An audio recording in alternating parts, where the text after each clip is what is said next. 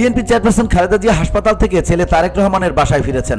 লন্ডনের একটি ক্লিনিকে 17 দিন চিকিৎসাধীন থাকার পর তিনি বাসায় যান। এ তথ্য নিশ্চিত করেছেন তার ব্যক্তিগত চিকিৎসক ডাক্তার AZM জাহিদ হোসেন। শুক্রবার লন্ডনের স্থানীয় সময় রাত 9:30টায় খালেদা জিয়াকে তারেক রহমান বাসায় নিয়ে যান। ডাক্তার জাহিদ হোসেন জানান, খালেদা জিয়ার স্বাস্থ্যের কিছুটা উন্নতি হয়েছে, তবে তিনি এখনও পর্যবেক্ষণে থাকবেন। লিভার প্রতিস্থাপনের বিষয়ে কোনো চূড়ান্ত সিদ্ধান্ত নেওয়া হয়নি। তার চিকিৎসা লিভার বিশেষজ্ঞ প্যাট্রিক কেনেডির তত্ত্বাবধানে চলবে।